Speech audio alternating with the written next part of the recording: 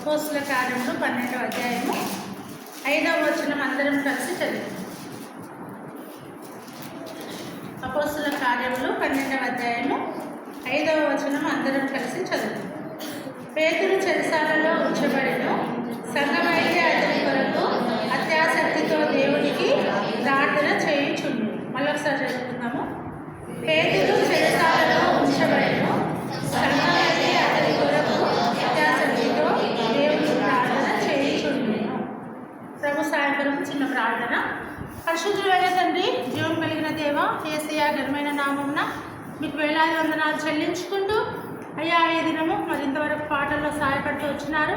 వాక్య లేఖనాలను కూడా చదువుకొనిచుంటుండగా, వివరించుకొనిచుంటుండగా ప్రభావ మీరే సహాయం చేయమని, మీ నామానికి మహిమ తెచ్చుకోమని, ఏం నేర్చుకోవాలో మాకు నేర్పించమని మా ప్రభు రక్షకుడును యేసయ్య ఘనమైన నామమున స్తుతించి ప్రార్థించి అడిగి వేడుకొంచున్నాము తండ్రి, ఆమేన్.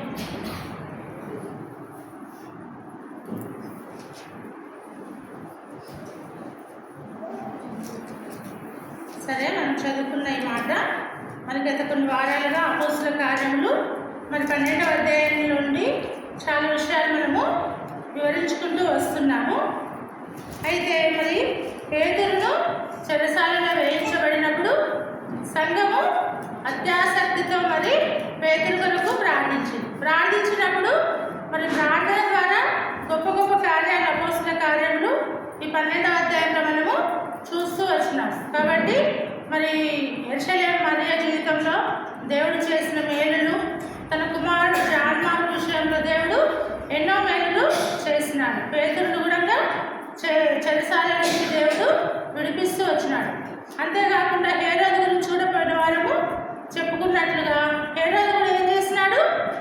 దేవుడిని మహిమపరచక అతిశయించి గర్వించి తనను తాను మహిమపరుచుకున్నవాడుగా ఉన్నాడు. అందుకని అతడు కూడా దేవుడు దూత అతను మొత్తినందున అతడు కూడా పురుగులు పడి చనిపోయినవాడుగా ఉంటున్నాడు. ఇవన్నిటికీ కారణం ఏంటంటే సంఘం యొక్క ప్రార్థన అన్నమాట.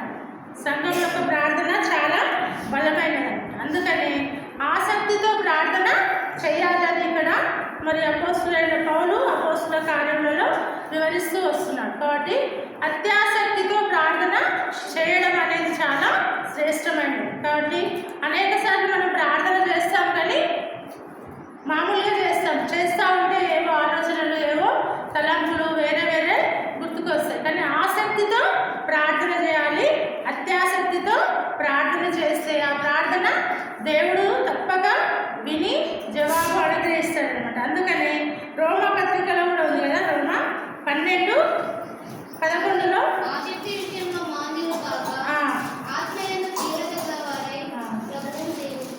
ఆసక్తి విషయంలో మాంద్యులు కాక ఆత్మయందు తీవ్రత గలవారే ప్రభువును సేవించమని చెప్తున్నారు. కాబట్టి మన ఆసక్తి అనేది తగ్గిపోకూడదు అనమాట. మొదట మనకు రక్షింపబడినప్పుడు ఎలాంటి ఆసక్తి మనము కలిగి ఉన్నామో అలాంటి ఆసక్తిని కలిగి ఉండాలి. కానీ మాంద్యులుగా అంటే తగ్గిపోయి మరి మందంగా అంటే సోమరగా మనము ఉండకూడదు, కానీ ఆసక్తిగా ఉండాలని ఇక్కడ రోమా పత్రికలో కూడా చెప్తున్నారు. కాబట్టి ఆసక్తి విషయంలో మాంద్యులు కాక ఆత్మయందు ఎలా ఉండాలి? తీవ్రత గల అంటే వెచ్చని స్థితిలో ఉండాలన్నమాట. చల్లని స్థితిలో ఉండకూడదు. అయితే మరి వెచ్చగానైనా ఉండాలి, చల్లగానైనా ఉండాలి, కానీ నులివెచ్చని స్థితిలో ఉండకూడదు అని ప్రకటన గ్రంథంలో మరి దేవుడు సెలవిస్తూ వస్తున్నాడు. కాబట్టి వెచ్చని స్థితిలో మనము దేవుని కొరకు ఆత్మయందు తీవ్రత గల వారే ప్రభువును సేవించాలని చెప్తూ వస్తున్నాడు. కాబట్టి మనం ఆసక్తి విషయంలో మరి మాంద్యులంగా ఉండకూడదు అనమాట కదా. చాలాసార్లు అనేకమైన విషయాలలో ఆసక్తి చూపిస్తాం కదా. మన హ్యాబిట్స్ విషయంలో, మన అలవాట్ల విషయంలో, మన పనుల విషయంలో, మన ఉద్యోగాల విషయంలో చాలా ఆసక్తిగా ఉంటాం. టైం కంటే టైంకి వెళ్ళాలి. మరి ఎక్కడైనా ప్రయాణం చేయాలంటే బస్సు ఏ టైంకి ఉంటుందో కనుక్కొని, ట్రైన్ ఏ టైంకి ఉంటుందో కనుక్కొని కరెక్ట్గా వెళ్ళిపోతాం మనం. కానీ మందిరానికి వెళ్ళాలంటే మనకు అనేక సార్లు ఆసక్తిని టైంకి రావాలని అందుకు వెళ్ళొచ్చులే, మరి చాలాసేపు కూర్చోవాలి కదా. కాబట్టి ఎంత వెళ్ళినా అందుకే వచ్చేటప్పుడేమో లేట్గా వస్తాము, పోయేటప్పుడు తొందరగా వాళ్ళని ఆదరము చేస్తామన్నమాట. ఆ విధంగా ఉండకూడదని మరొకసారి ఈ నూతన సంవత్సరంలో దేవుడు మన జ్ఞాపకము చేస్తున్నాడు. కాబట్టి ఆసక్తి విషయంలో మనము మాందులంగా ఉండకూడదు అనమాట. చురుకుగా ఉండాలి, మాందులుగా ఉండొద్దు కానీ చురుకుగా ఉండాలి. అందుకే సామెతలు 12:27 ఏమనింది? చురుకుగా ఉండుట గొప్ప, సోమరి వెంటాడినను పట్టుకొనడు, చురుకుగా ఉండుట గొప్ప భాగ్యం అని దేవుని వాక్యము సెలవిస్తుంది. కాబట్టి కొందరు బాగా చురుకుగా అంటారు కదా, అప్పుడు నువ్వు ఎంత యాక్టివ్గా ఉంటావు అక్కడ, నీకు దేవుడు ఇచ్చిన వరము అని చెప్తామన్నమాట. కాబట్టి చురుకుగా ఉండడం అనేది అది గొప్ప వరం అన్నమాట, భాగ్యం. కాబట్టి మన నిర్గమకాండము 1:19 కూడా హెబ్రీ స్త్రీల గురించి మరి షిప్రా పోయే మంత్రసానం చెప్తారు కదా.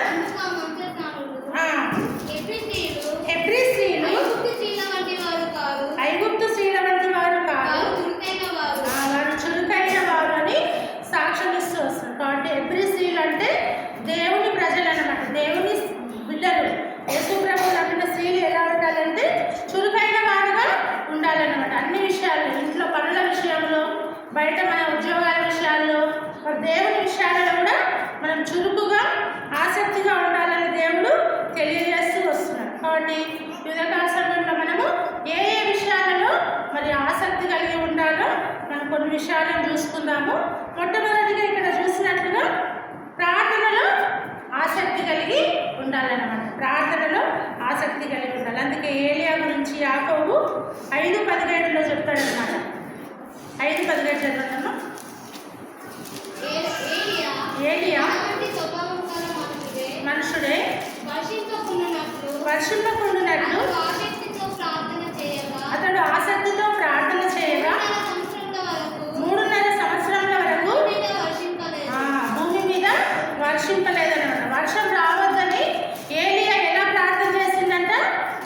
ఆసక్తితో ప్రార్థన చేసినాడు. చేస్తే దేవుడు ఆయన ప్రార్థన విన్నాడు. ఆయన గొప్ప ప్రవక్తలు కాదు కానీ అందుకే ఇక్కడ యాకోబు రాస్తూ వచ్చినాడు, మన వంటి స్వభావం కలిగిన మనుషుడే కానీ ఆయన ప్రార్థన ఎలా చేసిందంటే ఆసక్తితో ప్రార్థన చేసింది. అదేవిధంగా మన జీవితాలలో కూడా ఎన్నో అవసరాలు, ఎన్నో అక్కర్లు ఉంటే మనం కూడా ఎలా చేసుకోవాలి? ఆసక్తితో, శ్రద్ధతో, ఆశతో మనం దేవునికి ప్రార్థన చేయాలి కదా. మేము చెప్తాం తల్లకు ప్రార్థన చేయమని చెప్తాం, మంచిదే. వాళ్ళు మన కొరకు చేస్తారు, మనం కూడా మన కొరకు శ్రద్ధగా, ఆసక్తిగా మనము ప్రార్థన చేసుకొని. సందర్భం మనకు తెలుసు. 1 రాజులు మరి 17వ అధ్యాయంలోను మొదటి నుండి చూస్తే, మరి 18వ అధ్యాయం 1వ వచనంలో చూస్తే, మరి ఏలియా మరి ఆహాబు దగ్గరకు వచ్చి, ఆహాబు యెజెబెల్ ఎంతో భయంకరమైన విగ్రహారాధనలో ఉన్నప్పుడు, దేశమంతా పాపంతో నిండబడినప్పుడు మరి దేవుడు సెలవిస్తూ వచ్చినాడు, ప్రార్థన చేసి వర్షం రాదని చెప్పి వెళ్ళిపో అని చెప్పేసి చెప్తాడంట. అప్పుడు మరి ఆ విధంగానే ఆహాబు చెప్తాడు, మీరు ఈ విధంగా చేస్తున్నారు కాబట్టి ఈ భూమి మీద వర్షము కురవదు అని చెప్పేసి వెళ్ళిపోతాడన్నమాట. తర్వాత మరలా మరి ప్రజల యొక్క అవసరాలు, కష్టం ఎదిగి దేవుడు మరలా కనికరించి 18వ అధ్యాయంలో మరలా వెళ్ళి వర్షం వచ్చేటట్టుగా మరి ఏలియా ప్రార్థించినప్పుడు వర్షం వస్తుంది అన్నమాట, కర్మేలుకుంది.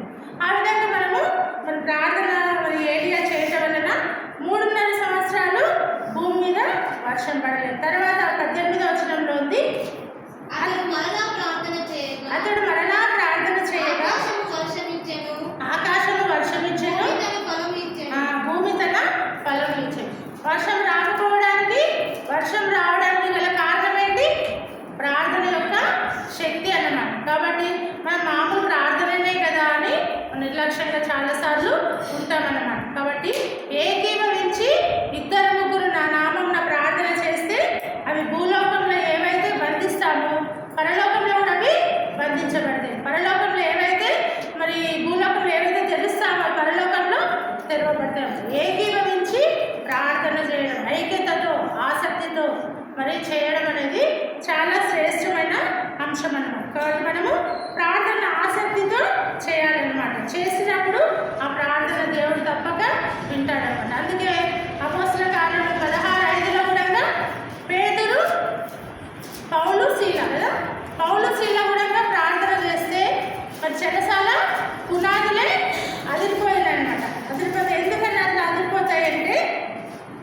ప్రార్థనలో ఉన్న గొప్పతనం.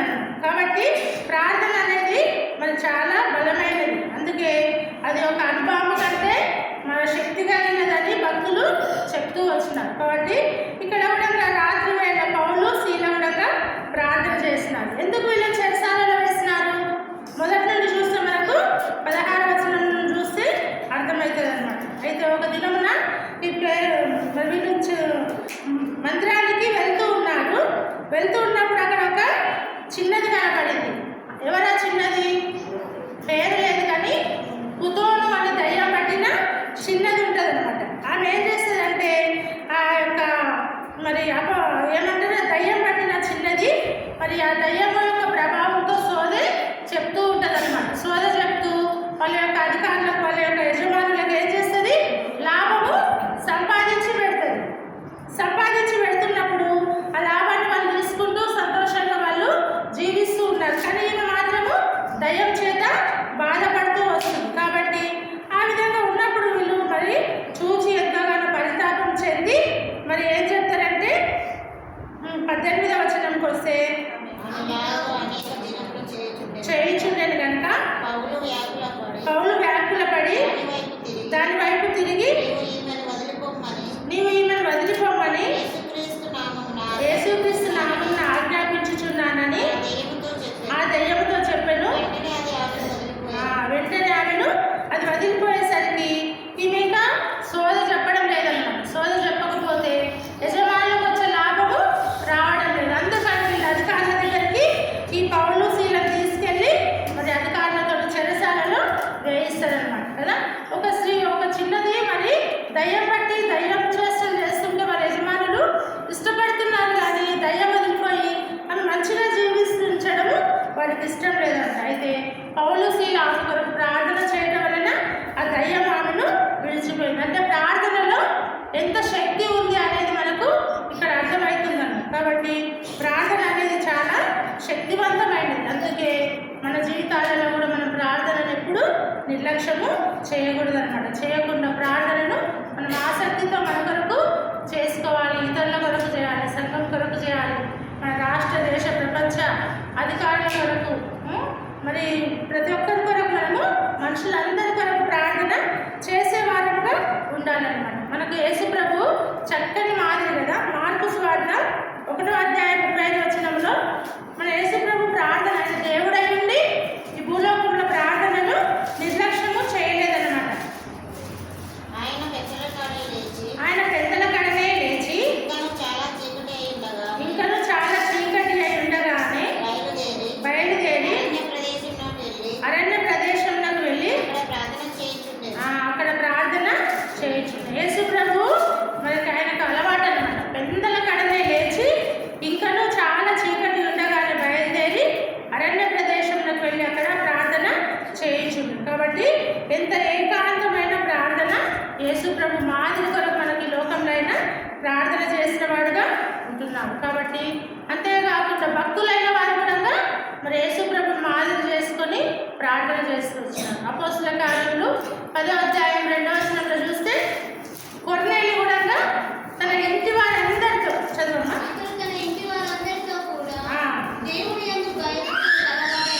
భయభక్తులు గలవాడై ఉండి ప్రజలకు బహు ధర్మము చేయించు ఎల్లప్పుడూ దేవునికి ప్రార్థన చేయవాడు. ఈ కొర్నేలి కూడా మన మంచి ఉద్యోగంలో ఉన్నప్పటికీ అతను ప్రార్థనను నిర్లక్ష్యం చేయలేదన్నమాట కదా. ఇతడు శతాధిపతి అంటే 100 మందికి అధిపతి అయినప్పటికీ తన ఇంటి వారందరితో కూడా దేవుని యందు భయభక్తులు గలవాడై ప్రజలకు బహు ధర్మం చేయించు ఎల్లప్పుడూ దేవునికి ప్రార్థన చేసేవాడు. ఎంత మంచి గుణలక్షణాలు కొర్నేలిలో ఉన్నాయి. కాబట్టి ఆ విధంగా మనం కూడా ప్రార్థనను నిర్లక్ష్యం చేయకూడకుండా ఉండాలని మరి కొర్నేలి ద్వారా కూడా మనము నేర్చుకుంటున్నాం. కాబట్టి ప్రార్థన యందు ఆసక్తి కలిగిన వారుగా ఉండాలన్నమాట. రెండవదిగా వాక్యం నందు కూడా ఆసక్తి. రాత్రి అని కూడా చెప్పినట్టుంది కదా. ఇది అపోస్తుల కార్యములు 17వ అధ్యాయము 10-11 వచనాలు. వాక్యము పట్ల కూడా రెండవదిగా మనము ఆసక్తి.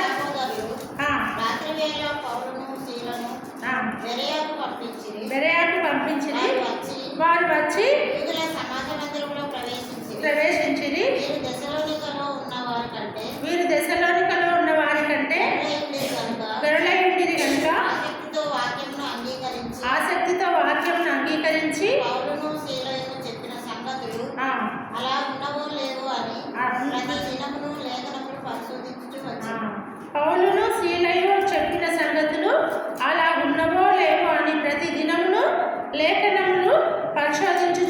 వచ్చిరనమాట. వీళ్ళెవరు? బెరయా సంఘస్థులు. బెరయా సంఘస్థులు మరి స్త్రీలు కూడా ఉన్నారనమాట. వీళ్ళు మరి ప్రతిదినము లేఖనములను మరి అంగీకరించి అవి ఆ విధంగా ఉన్నాయో లేవో అని వాళ్ళు పరిశీలనగా తెలుసుకునే వారిగా పరిశోధించే వారిగా ఉన్నారు కదా. మనం అనేకసార్లు దేవుని వాక్యము మన దైవ సేవకులు కానీ దేవుని గురించి చెప్పినప్పుడు వింటాం, కానీ విన్న వాక్యాన్ని రాసుకుంటాం కూడా. దాన్ని మళ్ళీ ఏ విధంగా ఉందో మనం పరిశీలిస్తామా? రాసుకుంటాము, వింటాము, కానీ మళ్ళీ మనము ఉంది కదా, మనం విన్నాం కదలే, మనకు తెలుసులే అని మళ్ళీ మనము పరిశీలించము, పరిశోధించము. కానీ ఇక్కడ ఈ బెరయా సంఘస్థులు మాత్రం లేఖనములను మరి పరిశోధించుచూ వచ్చినారు, వాక్యాన్ని మరి అంగీకరించిన వాడిగా ఉంటున్నారన్నారు. కాబట్టి వాక్యం పట్ల మనము మరి ఎంతో ఆసక్తి కలిగిన వారుగా ఉండాలన్నమాట. దేవుని వాక్యాన్ని వినడానికి, దేవుని వాక్యాన్ని చదవడానికి మనం ఆసక్తి చూపించే వారుగా ఉండాలన్నమాట. అందుకే మరియా గురించి ఉంది కదా, లూకా సువార్త 10వ అధ్యాయంలో. మరియా ఏమి ఏర్పరచుకుంది? ఉత్తమమైన దానిని ఏర్పరచుకుంది. ఏంటి ఉత్తమం అంటే యేసు పాదం మీద కూర్చొని 10:39 ఏర్పరచుకొనెను, అది ఆమె యొద్ద నుండి తీసివేయబడదని ఆమెతో చెప్పాను. కాబట్టి మరియా ఏమి ఏర్పరచుకుందంటే ఉత్తమమైన దానిని ఏర్పరచుకుంది. ఏమిటి అంటే ఆమె యేసు పాదంలో ఏదో కూర్చుని ఆయన బోధ వినుచుండెను అని అక్కడ ఉంది. కాబట్టి ఆయన బోధ వినడం అనేది చాలా శ్రేష్టం. వినడమే కాదు, విన్న దాని ప్రకారం మనము చేసేవారముగా కూడా అనుసరించేవారముగా ఉండాలి. అందుకే యాకోబు 1:22 ఏమనుంది? మీరు వినువారు మాత్రమై ఉండి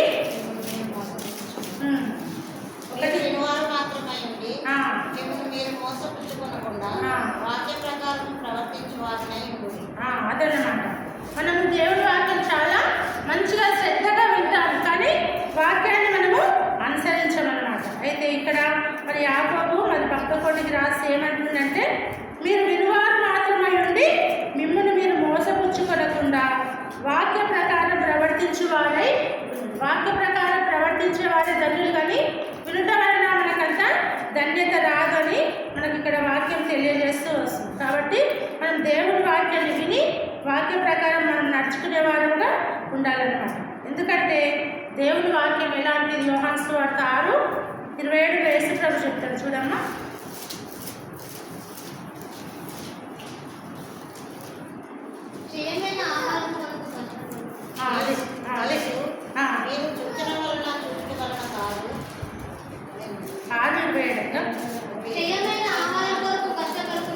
కానీ నిత్య జీవం కలుగజేయు కష్టపడుడి.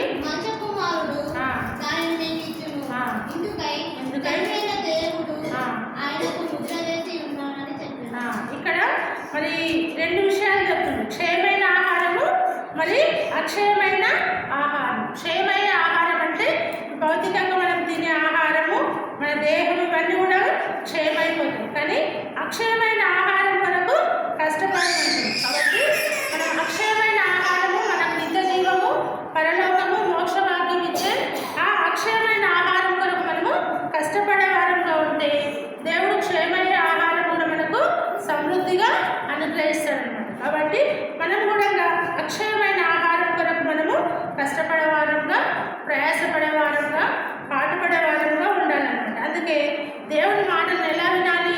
ద్వితీయోపదేశ కాండము 28:1 ఉంటుంది. ఆయన మాటలను శ్రద్ధగా వినాలి. ఆ మాటలు ఉన్న మాటలను శ్రద్ధగా విని, నేను నీకు ఆజ్ఞాపించుచున్నా ఆయన ఆజ్ఞలన్నిటినీ అనుసరించి నడుచుకొని ఎడల నీ దేవుడైన యెహోవా భూమి మీద ఉన్న సమస్త జనముల కంటే ఏ విధంగా హెచ్చిస్తాడంట? ఎందుకు? అది ఒక మరి ఏమంటారు, షరతు అన్నమాట. షరతు దేవుని మాట. అందుకే చాలాసార్లు మనకు వాగ్దానాలు వచ్చినప్పుడు షరతులతో కూడిన వాగ్దానాలు, షరతు లేని వాగ్దానాలు దేవుడు ఇస్తాడన్నమాట. అయితే నాకు కూడా ఈ సంవత్సరం ఇదే వాగ్దానం ఇచ్చింది. 3వ వచనం, నువ్వు పట్టణంలో దీవింపబడదువు, పొలంలో దీవింపబడదు.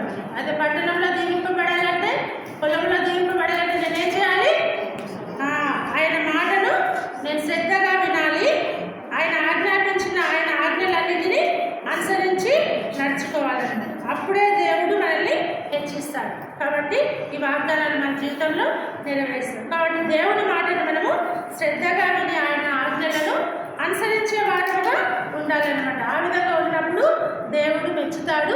ఆ వాక్యం ద్వారా మనకు ప్రయోజనకరం అనేది కలుగుతుంది. కాబట్టి దేవుని వాక్యాన్ని మనము ఆసక్తితో మనము అంగీకరించాలి, ఆసక్తితో మనము వినాలి, ఆసక్తితో మనము చదువుకోవాలి. అందుకని దేవుని వాక్యాన్ని మరి యెషయా గ్రంథంలో ఎలా చదువుకోవాలని ఉంది? 34:16 యెషయా యెహోవా గ్రంథమును చాలా యెహోవా గ్రంథమును ఎలా చదువుకోవాలంట? పరిశీలించి చదువుకోవాలి. గ్రంథంలో ఒక మాటనే మనము చదివి అదే మనకు కరెక్ట్ అని మనం ఎప్పుడు అనుకోవద్దన్నమాట. దానికి పైన ఏముంది, కింద ఏముంది, అది ఏ సందర్భంలో చెప్పబడింది అనే వాక్యాన్ని పరిశీలనగా చదువుకోవాలి. అయితే కొందరు ఏం చేస్తారు, ఆ ఒక్క మాటనే పట్టుకుంటారనమాట. ఆ ఒక్క మాటను పట్టుకొని ఇక్కడ ఇది ఈ విధంగా రాయబడింది కాబట్టి మేము ఈ విధంగానే చేస్తాం. మరి అన్ని వాక్యంలో మరి అన్ని అట్లనే చేస్తున్నామా? వాక్యంలో చాలా విషయాలు చెప్పబడినాయి. చెప్పబడిన మాటలన్నింటినీ మనం పాటిస్తున్నామా? ఆ సందర్భం లేని మాటను, సమయం లేని మాటను మనం పరిశీలనగా చేయకుండానే ఆ మాటను పట్టుకొని మనము మరి ప్రయాసపడుతూ ఉంటాం. కాబట్టి యెహోవా గ్రంథంలో పరిశీలనగా చదువుకోవాలి, సందర్భానుగుణంగా తెలుసుకోవాలి. ఒకవేళ మనకు తెలియకపోతే తెలిసిన వారిని అడిగి ఇది ఏ సందర్భము, ఇది ఎందుకు చెప్పబడింది ఇక్కడ అని అర్థం చేసుకోవాలి. మనకు మనమే ఊహించుకొని మనకు మనమే దాన్ని మన సొంత అవగాహన కొరకు ఉపయోగించుకుంటే అది కరెక్ట్ కాదన్నమాట. అందుకని దేవుని వాక్యము మరి పరిశీలనగా చదువుకోమని ఇక్కడ చెప్తూ వస్తున్నాను. అందుకే ఇంకా 119వ కీర్తన 97వ వచనంలో కూడా చాలా చక్కటి మాట ఉంది. నీ ధర్మశాస్త్రం ఎంతో ప్రియముగా ధర్మశాస్త్రము ధ్యానించినప్పుడు మరి అది ఎంతో ప్రియముగా ఉన్నది అని ఇక్కడ కీర్తనకారుడు చెప్తూ వస్తున్నాడు. కాబట్టి ఆ ధర్మశాస్త్రాన్ని ఏ విధంగా ధ్యానించాలంట? దినమెల్లా నేను దానిని ధ్యానించుచున్నాను అంటున్నాను. కాబట్టి ధర్మశాస్త్రాన్ని మనము దినమెల్లా ధ్యానిస్తే మరి మనకు ఆ ధర్మశాస్త్రంలో ఉన్న మాటలు మనకు అర్థమవుతాయి అన్నమాట. కాబట్టి మనము కొన్ని మాటలనే ధ్యానించి పరిశీలనగా తెలుసుకోకపోతే ఆ మాటలను మనం అవగాహన చేసుకోక అపార్థం చేసుకునే వారంగా ఉంటామన్నమాట. కాబట్టి మనము దేవుని వాక్యాన్ని ఎప్పుడు కూడా అపార్థం చేసుకుంటే అది మనకే నష్టం. అవగాహన కలిగి వాక్యాన్ని సారంగా మనం నడుచుకునే వారంగా ఉన్నప్పుడు అది మనకు ఎంతో ప్రియముగా ఉంటుంది. అందుకని మరి కీర్తనకారుడు దినమెల్లా నేను దానిని ధ్యానిస్తున్నాను, అది నాకు ఎంతో ప్రియముగా ఉన్నదని చెప్తూ వస్తున్నాను. కాబట్టి ఈ విధంగా మరి ప్రార్థనలో ఆసక్తి కలిగి ఉండాలి, వాక్యంలో ఆసక్తి కలిగి ఉండాలి. మరి ఇంకొక మాట చూసుకొని ఇంకా చాలా విషయాలు ఉన్నాయి, టైం అయింది. ప్రభు కార్యాలలో ఆసక్తి కలిగి ఉండాలి. 3వదిగా 1 కొరింథీ 15:58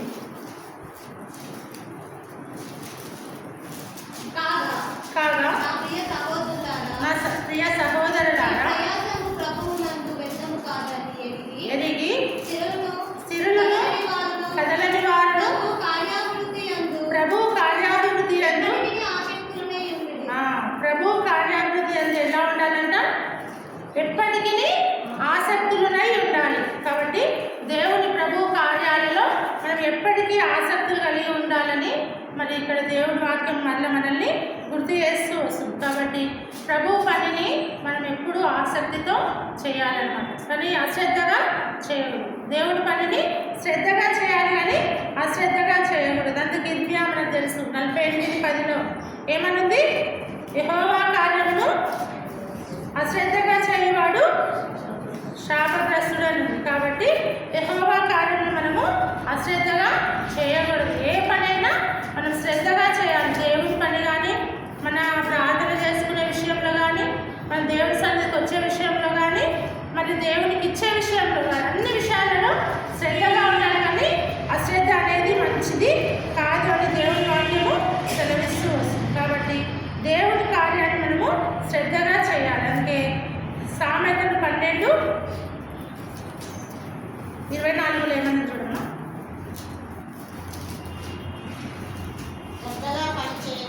శ్రద్ధగా పనిచేయవారు ఏలుబడి చేయుదురు,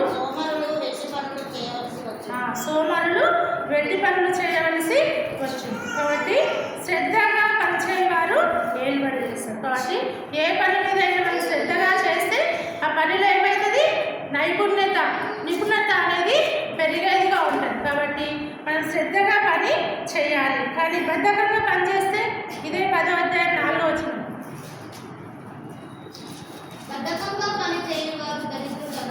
బద్ధకంగా పనిచేయవాడు దరిద్రుడగును, శ్రద్ధ గలవాడు ఐశ్వర్యవంతుడగును. కాబట్టి మనం ఏ పని చేసినా బద్ధకంగా చేయకూడదు అన్నమాట, శ్రద్ధగా చేయాలన్నమాట. శ్రద్ధ గలవాడేమో ఐశ్వర్యవంతుడు అవుతాడు, బద్ధకంగా పనిచేసేవాడు దరిద్రుడు అవుతాడు. జ్ఞాని అయిన సొలొమోను రాసిన ఈ సామెతలు ఎంతో శ్రేష్టమైనవి అన్నమాట. అందుకని మరి ఈ సామెతలను కూడా మనం అనుసరిస్తే చాలా విషయాలు మనకు చదివితే అర్థమవుతాయి. కాబట్టి దేవుని పనిని కానీ ఏ పని అయినా మనం శ్రద్ధగా చేయాలి, కానీ బద్ధకంగా చేయకూడదు అనమాట. అందుకే 1 రాజులు 11 అధ్యాయంలో ఒక యెరోబాము గురించి ఉంటుంది. 1 రాజులు 11:28 వచ్చిన అనుకుంటా, చూడండి. అయితే యెరోబాము ఇతడు మహాబలాఢ్యుడై ఉండగా దేవుడునకు ఇతడు పనియందు శ్రద్ధ గలవాడని సొలొమోను తెలుసుకొని యోసేపు సంతతి వారు చేయవలసిన భారమైన పని మీద అతన్ని అధికారిగా నిర్ణయించాడు. కాబట్టి ఈ యెరోబాము అనే యవనస్తుడు మరి బలాఢ్యుడు, మరి యవనస్తుడు. ఇతడు పని అంటే ఎలా ఉన్నవాడు, శ్రద్ధ కలిగిన వాడని మరి సొలొమోను తెలుసుకున్నాడనమాట. సొలొమోను తెలుసుకొని మరి అతన్ని తన భారమైన పనుల మీద అతన్ని అధికారిగా నిర్ణయిస్తూ వచ్చాడు. కాబట్టి ఎవరైనా శ్రద్ధగా పనిచేసే వారికే పని చెప్తారు, చెప్పబుద్ధి అవుతుంది. మరి వాళ్ళు అశ్రద్ధగా బద్ధకంగా ఉండేవాళ్ళకి పని అసలు చెప్పబుద్ధి కాదు, వాళ్ళు అడిగినా కూడా చెప్పబుద్ధి కాదు. కాబట్టి ఇక్కడ కూడా సొలొమోను మరి యెరోబామును చూసినప్పుడు అతడు పని శ్రద్ధగా వాడని చెప్పి భారమైన పనుల మీద అతన్ని అధికారిగా ఉంచున్నాడు. కాబట్టి ఆ విధంగా శ్రద్ధ కలిగిన వారికి పని చెప్తారు, మరి పని వాళ్ళు నైపుణ్యత కలిగి చేస్తారు. ఆ విధంగా వారు మేలు క్షేమం పొందుతారు, ఇతరులకు కూడా మేలు క్షేమము కలిగిస్తారు. కాబట్టి దేవుని పనిని మనము దేవుని కార్యాలలో ఎప్పటికీ ఆసక్తి కలిగి దేవుని పనిని చేయాలి. అందుకే మనకు తెలుసు మోషే ఎలా చేస్తున్నాడు, దేవుడు ఎట్లు యెహోవా సెలవిచ్చాడు అట్లు మోషే చేసింది. ఏ విధంగా చెప్పిండో ఆ విధంగా మోషే చేసినాడు. అంతేకాకుండా యెహోషువ కూడా మరి దేవుడు ఏ విధంగా చెప్పినాడో ఆ విధంగా దేవుని పనిని చేస్తూ వచ్చినాడు. 6 లక్షల కాళ్ళ ఐగుప్తు ప్రజల నుండి ఇశ్రాయేలు ప్రజలను మరి నడిపిస్తూ వచ్చినాడు. ఎంతో ప్రయాస, కష్టము, బాధ, శ్రమలు, శోధనలు మరి ఎన్నో మరి అతని వాళ్ళు ముందు సదులైన కూడా ఇశ్రాయేలు ప్రజలకు ఎంతో భారమైన పని అయినా కూడా మరి వాళ్ళు మందవలే నడిపించడానికి ముందుగా ఉండి నడిపిస్తూ వచ్చినారు మోషే కానీ యెహోషువ కానీ. అంతేకాకుండా మరి దావీదు కూడా సైన్యమును ఇశ్రాయేలు ప్రజలు మరి యూదా ప్రజలు ఏ విధంగా సన్నుకుంటూ ఉన్న అతన్ని మరి నడిపిస్తూ రాజుగా ఉండి వారిని ఓపికతో నడిపిస్తూ వచ్చినాడు. కాబట్టి ఆ విధంగా దేవుని పనిని దేవుడు మనకు అప్పగించిన దానిని మనం ఆసక్తిగా చేసేవారముగా ఉండాలన్నమాట. ఆ విధంగా ఉన్నప్పుడు మనకు మేలు క్షేమము కలుగుతుంది. కానీ అనేకసార్లు మనం ఏం చేస్తాము, ఫిలిప్పీ 2:21 ప్రకారము ఏమంటుంది అక్కడ, అందరూ తమ సొంత కార్యములనే చూసుకుంటున్నారు కానీ యేసుక్రీస్తు కార్యములను చూడరు. చాలా అందరూ తమ సొంత కార్యములనే చూసుకొనుచున్నారు కానీ యేసుక్రీస్తు కార్యములను చూడరు. ఇక్కడ దేవుడి వాక్యాన్ని రాసించున్నాడంటే మరి ఈ వాక్యం సత్యం అన్నమాట. అందుకనే అందరూ మన సొంత కార్యాలతో పాటు దేవుని కార్యాలను కూడా మనం చూసే వారంగా ఉన్నప్పుడు మనకి ఎంతో క్షేమము, అభివృద్ధి, దీవెన, ఆశీర్వాదము కలుగుతాయి. కాబట్టి మనం ప్రభు కార్యాలలో కూడా మనము ఆసక్తి కలిగిన వారముగా ఉండాలి. ఇప్పుడు ఎన్ని చెప్పుకున్నాము, 3 విషయాలు చెప్పుకున్నాము. ఇక 2 విషయాలు వీటితో కలిపి వచ్చేవారు మళ్ళీ చెప్పుకుందాం. ఎందుకంటే 12 సమయం అయింది కాబట్టి ఏ విషయాలు ఆసక్తి కలిగి ఉండాలి, ప్రార్థనలో ఆసక్తి కలిగి ఉండాలి. వాక్య విషయంలో ఆసక్తి కలిగి ఉండాలి. దేవుని కార్యాలలో ఆసక్తి కలిగి ఉండాలి. ఆ విధంగా ఉన్నప్పుడు మన సొంత జీవితంలో కూడా మనకు ఆసక్తి అనేది పెంపొందుతుంది. ఆ వాక్యం ద్వారా ఆ విధంగా మన జీవితాలు మనకు ఎంతగానో ప్రయోజనకరంగా ఉంటాయి. కాబట్టి ఆ విధంగా మనం కూడా శ్రద్ధ కలిగిన వారంగా ఉండాలని దేవుని వాక్యము, ఆసక్తి కలిగిన వారంగా ఉండాలని దేవుని వాక్యము సెలవిస్తూ వస్తుంది. కాబట్టి అత్యాసక్తితో సంఘం ప్రార్థన చేయడం వల్ల గొప్ప గొప్ప కార్యాలు అపోస్తుల కార్యంలో చూసినాం. నేడు మనం కూడా అత్యాసక్తితో ప్రార్థన చేస్తే నా జీవితంలో, సంఘ జీవితంలో ఎన్నో అద్భుత కార్యాలను దేవుడు చేస్తాడు. వాక్యం పట్ల ఆసక్తి ఉంటే వాక్యాన్ని మనము తెలుసుకుంటాం. కాబట్టి వాక్య ప్రకారం మన జీవితాలను కట్టుకునే వారంగా ఉంటాం. అందుకే దేవుడి వాక్యాన్ని పరిశోధించి చదివి వాక్య ప్రకారం మనము ప్రవర్తించే వారంగా ఉండాలి. అంతేకాకుండా దేవుని పని విషయంలో కూడా ఆసక్తి కలిగి దేవుని పని చేస్తే దేవుని ఎదుట మనకు మహిమ, మెప్పు, ఘనత అనేది మనకు బహుమానాలు అనుగ్రహిస్తారు. కాబట్టి ఆ విధంగా దేవుని పని చేసే వారంగా, ఆసక్తి చూపించే వారంగా ఉండాలని దేవుడు తెలియజేస్తుంది. దేవుడి మాటలను దీవించి ఆశీర్వదించుకున్నాక ప్రార్థనలో ప్రవేశించక ముందు